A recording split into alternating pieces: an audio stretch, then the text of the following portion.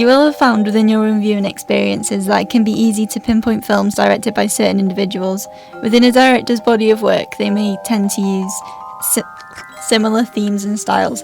When a director has this quality within their work, they are referred to as an auteur. An auteur is an individual who influences their films in a certain way, so much that their filmography has notable similarities and can be instantly recognised by an audience. There are many auteurs out there. Notable auteurs include the likes of Quentin Tarantino, Wes Anderson and Tim Burton. Burton's signature style is renowned within the film community, therefore making him a very famous auteur within the industry.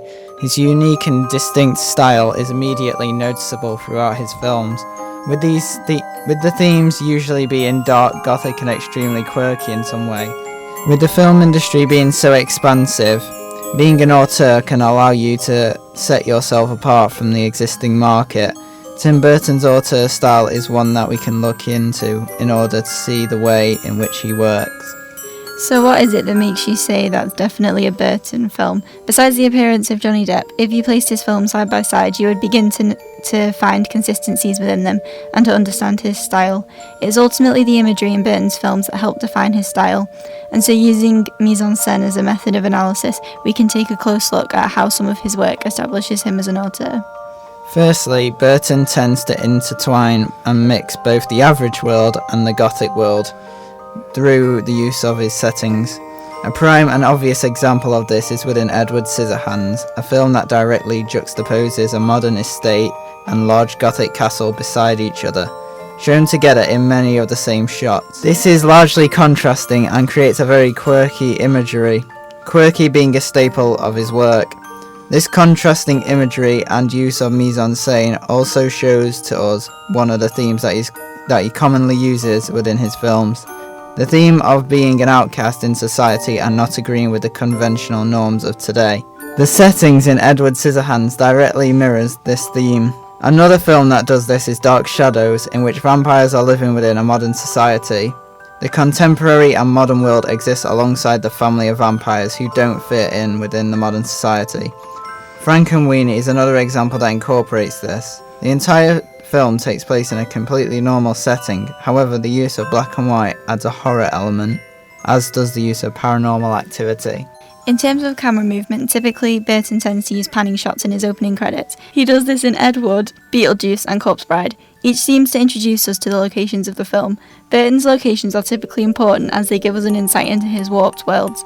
Sometimes Burton's narrative style reflects that of a fairy tale, and so by introducing us to the setting at the beginning, it fits with the idea of a traditional fairy tale narrative.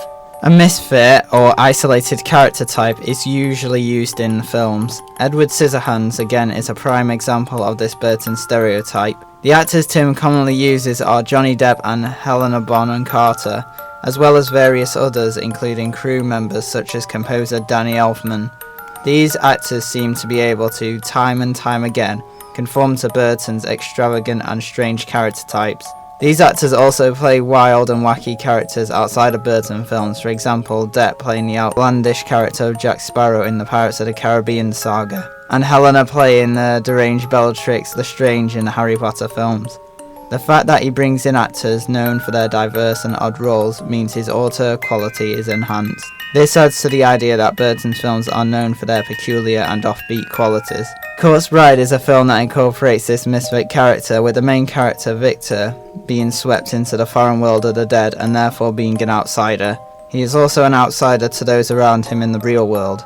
His parents are snobbish and he doesn't seem to fit in with the high standards he has set.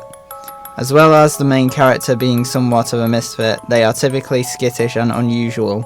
The above examples demonstrate these qualities, as well as the character of Ichabod in Sleepy Hollow, and Willy Wonka in Charlie and Chocolate Factory. Both are played by Johnny Depp. No surprise there. A common theme of dark and dismal colours paints Burton's cinematic landscape. This is to directly mirror his use of dark themes. Films such as Sleepy Hollow and Corpse Bride are desaturated and only seem to use monotone colours. Not all of his films are caked in this dull and murky tone. Many of his films, including Alice in Wonderland, Charlie and the Chocolate Factory and Big Fish, are actually bright and full of colour. Despite being colourful, this doesn't lessen the fact that dark imagery and themes are still used. These more bright films still incorporate many of the Gothic conventions that Burton loves to use. Alice in Wonderland, although full of vivid imagery, is still dimmed down at times. For example, at the Mad Hatter's tea party, the table is surrounded by a thick fog and is more disturbingly eerie than it is fun and lively. This use of setting and props immediately adds Burton's dark tinge, as well as the stereotype of the off-kilter and unusual character of the Mad Hatter. The surrounding trees are dead with curled and withered branches, designed in a purposely structured and gothic way to make the imagery look exaggeratedly dark. Alice in Wonderland is a classic tale written by Lewis Carroll and has had many different screen adaptations. Tim Burton immediately distinguishes his style through his adaptation of this well-known tale.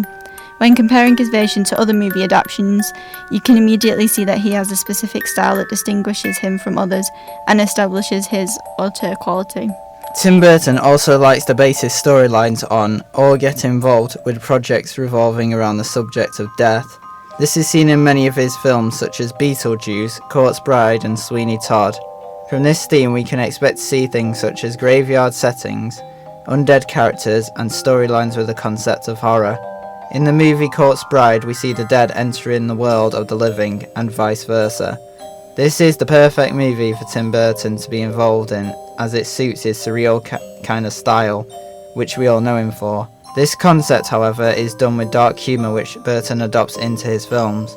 Even though the film features dark themes, it is almost always done in a comical way that lightens the film up. Sweeney Todd, for example, is an 18-rated film about a demon barber who kills his customers. Although this is a dark film with an adult rating, it is lightened up by being a musical. It is not often that the genres of horror and musical would be intertwined into one film, but of course Burton is one to take on the unusual. Sweeney Todd is already a stage horror musical, and so it wasn't Burton himself who added the musical element. Despite this, he still chose this specific play, and this shows his style and interests, even when taking things that aren't his. Sometimes auteurs can become this way due to the studio and their vision. This may mean it's difficult to determine the amount of control these famous auteurs actually have over their films and the style that they have developed. It's clear, however, that Burton definitely has reign over his personal style. His film, Edward, was not a studio film, therefore he had full control over the film without interference from the studio or production company. This film is formatted in black and white with a gothic theme and a comedy element. Again, Burton creates dark pieces but tends to lighten them up in some way, perhaps to appeal to his younger audience demographic. His signature style is cemented into this piece, which is entirely his own, with no studio interference, supporting the argument that he is a unique film director with a specific style. When having a look at the animation of Tim Burton, we can see that his style runs throughout his animated films. Although he did not direct all of the animation he has been a part of, we can still recognise his style and see his special stamp being used. Animated films such as Coraline, Corpse Bride and Frankenweenie contain the kind of gothic style that Burton usually incorporates into his films, even with films like The Black Cauldron and The Fox and the Hound, in which he has only acted as animator or artist, has had some of his dark style added in. With his earlier works, it seems he has managed to show people what he is capable of, however small his contribution seems to be. With the later animation movies, we can see Burton's full style and tone of how his movies as a whole would be later recognised. The transition from his live-action movies to animation shows that his style spans across his entire film history no matter what the format is. This is especially true for his 2012 film, Frankenweenie, his most recent addition to his trope of animated works.